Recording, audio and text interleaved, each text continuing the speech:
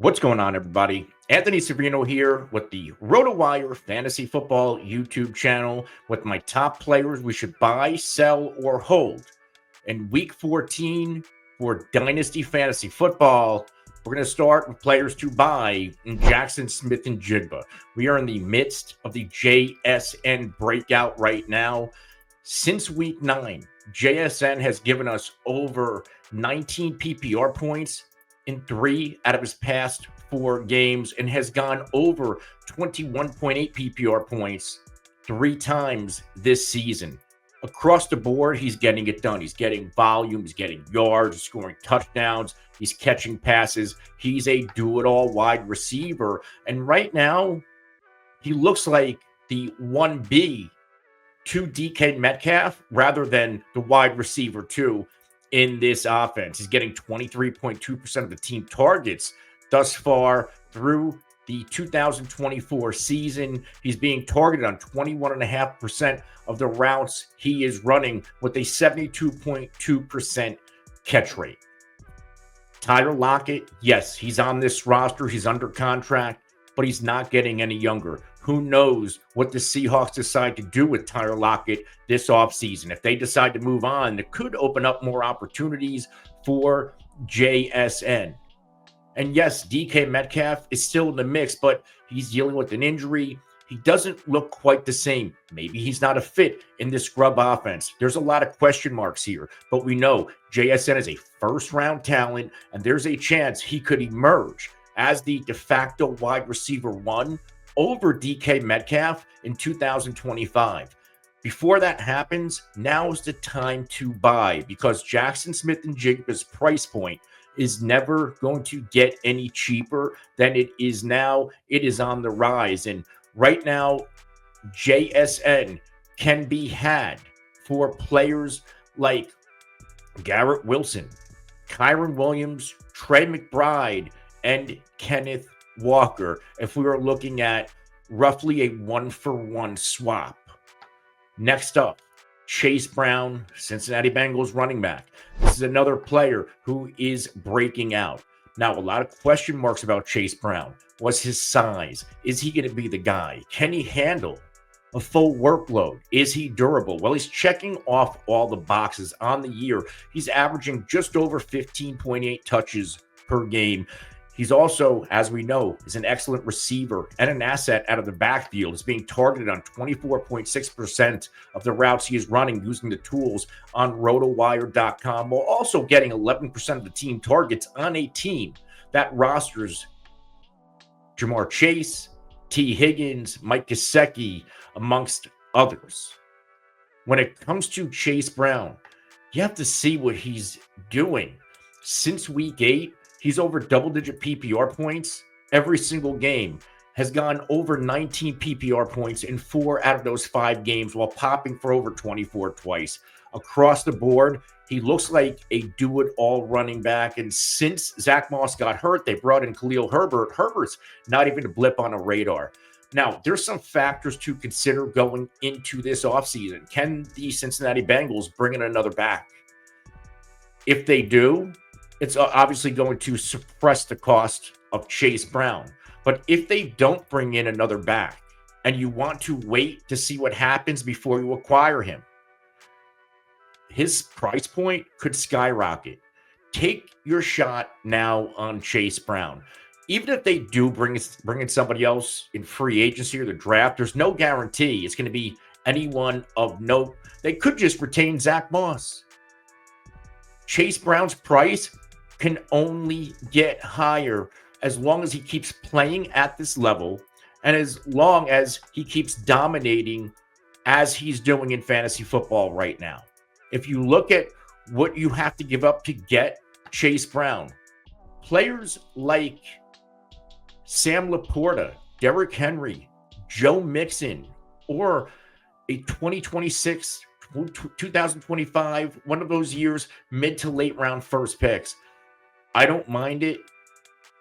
I think Chase Brown could be a back-end RB1 in dynasty startup drafts moving forward. Again, a lot could change this offseason, but don't risk his price going any higher than it is. I would happily swap Derrick Henry or Joe Mixon, who are on the back end of their careers. I would happily swap Sam Laporta, who looks like just a piece in a really good offense, to get my hands on Chase Brown, who is only going to get better. He's playing on an offense with Joe Burrow and Jamar Chase. That passing game is there, which means the enemy defense, they're really not going to stack the box to try to slow down Chase Brown.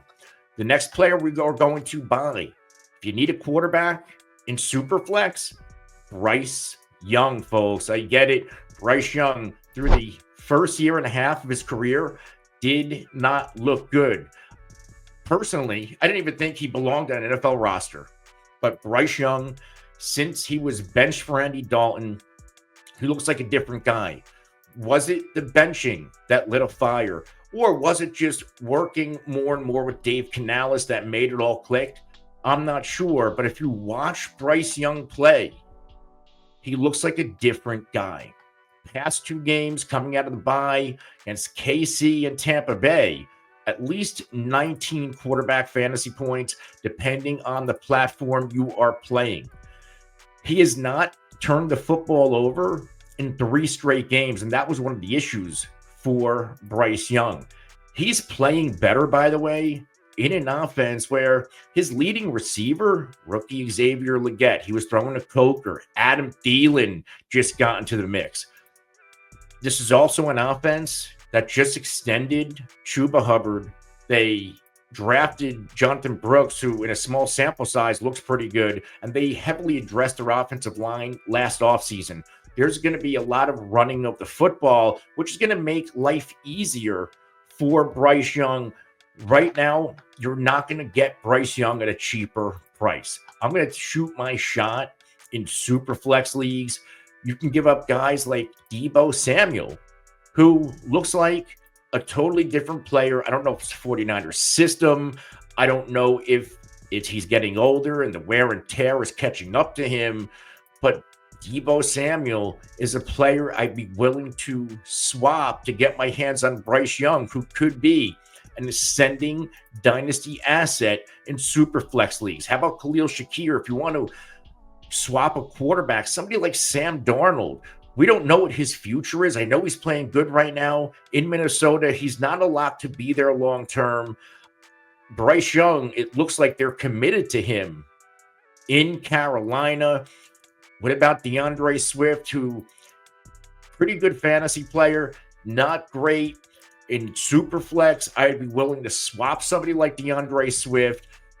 I get he's on Chicago. It's a nice offense, but when this offense is at its best, as we've seen, it's on Caleb Williams' arm and those wide receivers, not so much DeAndre Swift, despite what we saw earlier this season. Remember, if you like content like this, hit the like button, hit the subscribe button, and the alert icon so you can be notified anytime we go live or drop videos just like this. If you have dynasty questions, trade questions, lineup questions, anything in between, ask them in the comment section below. We will get back to you as soon as we can. Now let's get to the players we are moving on from and selling. We're going to start with Tyreek Hill. Tyreek Hill is one of the biggest disappointments in fantasy football this year. Last year, he was in the conversation for Offensive Player of the Year. This year, he's nowhere to be found. Even with Tua back, Tyreek Hill, he's just not the same. He's only given us 3 games over 19 PPR points this season. I get it. Tua missed some time. But since Tua's return, we have seen Tyreek Hill go for 19 and 20, and then a handful of games under 12 PPR points. Right now, it looks like the offense runs through Devon Achane, and we are seeing the emergence of Jonnu Smith. I think the enemy defenses, they're taking some of those big plays away with Tyreek Hill and Waddle and trying to make the Dolphins beat them with short and intermediate routes using their running backs and tight ends. And it looks like they are adapting to that. The offense is still going. Tyreek Hill, also a little bit banged up. He's getting a little bit older.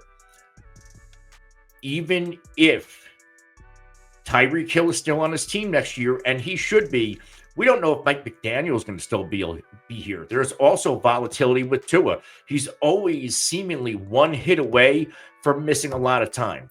With so many question marks, I'm willing to sell Tyreek Hill because there's a contender out there, right? Because if you're a Tyreek Hill manager and you're not competing, flip him and get what you can. A contending team will absolutely positively take him off your hands. Guys like Jordan Addison, I get he's in number 2 to Justin Jefferson, but Addison, we know, has a lot of spike weeks in him. You can get Isaiah Pacheco. If you're a rebuilding team, Isaiah Pacheco attached to the Chiefs, he's going to be there for a long time. He's only been in the league 2 years. You could potentially shore up your RB1 or RB2 spot for years to come. If you want another wide receiver, how about a guy like Brandon Ayuk? You're moving off of Tyreek Hill and getting Ayuk, who's going to, I get it, this year was a disaster. He's still in that 49ers system. I think this year was a complete wash for San Francisco. A lot of bad things happen. There's no guarantee that they keep Deebo Samuel next year. Who knows what's happened to CMC? Brandon Ayuk could be the guy in the 49ers offense. I would happily flip Tyreek Hill from Brandon Ayuk and get younger for a long, long time in your wide receiver 1 or 2 spot. Another guy we are selling, Malik Nabors. We know Malik Nabors has all the talent in the world. The issue was the same issue I had with him after he was drafted, landing spot. When things were going good with the Giants earlier this season, Malik Nabors looked like the second coming. And we know the reason why. Daniel Jones had protection. Once he lost that protection, and that protection was Andrew Thomas, the offense wasn't the same. Daniel Jones ends up getting cut. And now we are looking at guys like Tommy DeVito and Drew Lock throwing to Malik Nabors. Those big 20-point spike weeks, which we had from weeks 2 to 4, they're gone. Malik Nabors is still getting volume. But since week 7, his return from injury in the first game without Andrew Thomas, Malik Nabors has been under 14 or 15.3 PPR points in every single game. And he still had double-digit targets in all but 2 games in that time period. The issue? He has not scored a touchdown since week 3. He's only had 1 red zone target since week 4. And can you guarantee me that the New York Giants are going to upgrade their quarterback position this offseason? They can go get a veteran, or they can go draft a rookie. What if they miss on the rookie again? We're going to be looking at another high-volume season of Malik Nabors. Right now, while Malik Nabors still has that name value and he's still a rookie, there are people out there who are still looking at that first month of the year. I can get a lot out of this guy. Sell Malik Nabors and either get some picks or get a more competent player, a more sure thing player. You can probably flip Malik Nabors for Brock Bowers. They're both year 1 players. One is making the most out of every opportunity on a bad team to bad quarterback. That's Brock Bowers. You can probably flip Nabors for Gibbs. Maybe even CeeDee Lamb if people are afraid of what the future in Dallas looks like. Maybe a Nico Collins. I want all of those players moving forward over the uncertainty surrounding Malik Nabors. Now to the players we are holding, the aforementioned CeeDee Lamb. I get it. People are worried, as they should be, about the future of the Dallas Cowboys. We don't know who the head coach is going to be. We don't know who the OC is going to be. The offensive line this year, 2 rookies. Are they actually going to improve next year? How is Dak going to look in 2025? We know Dak and CeeDee Lamb, there was a lot of friction, a lot of red flags here attached to Dallas and CeeDee Lamb. However, I'm not panicking. We know that CeeDee Lamb has popped as an elite wide receiver, and up to this year was getting better on a year-by-year basis. We already know his rapport with Dak Prescott, and Dak Prescott, no matter what coaching change they make, he's tied to this team for a few years. We know that these 2 players can gel together. I'm not overreacting to CeeDee Lamb. I'm not overreacting to the situation. There's not many players in this league right now. Even Justin Jefferson, we don't know who his quarterback's going to be. I think outside of Jamar Chase, we know Jamar Chase and Joe Burrow aren't going to go anywhere. I feel the same way about CeeDee Lamb. If I have CeeDee Lamb, I'm holding on to him because I know the quarterback he's attached to, and they already have a history of elite success in fantasy. I'm holding CeeDee Lamb. The final player I'm holding, Rashee Rice. Some people might look at this Kansas City team and forget that Rashee Rice was operating as one of the best fantasy receivers before his injury in week 4. They look at it and, well, they have a lot of dudes here now. Marquise Brown's going to eventually come back for the playoffs. They traded for DeAndre Hopkins. Noah Brown looks like a guy. Travis Kelce, he's probably going to play another year. They have Xavier Worthy. Let's be real here. How much time does Kelce actually have left? 1, maybe 2 years. Marquise Brown, he's a free agent. So is DeAndre Hopkins. Going into 2025, I get it. We have a suspension looming for Rashee Rice, but when it's all said and done, Rashee Rice, when he's healthy and back on the field, he's going to be the guy for the Kansas City Chiefs. And he's attached to Patrick Mahomes and Andy Reid. We've already known what we can get from these two. Even earlier this year, Rashee Rice, the first 3 games before injury, 17, 18, and 29 PPR points. Hyper-targeted, hyper-efficient, scoring touchdowns, 2 games over 100 yards receiving.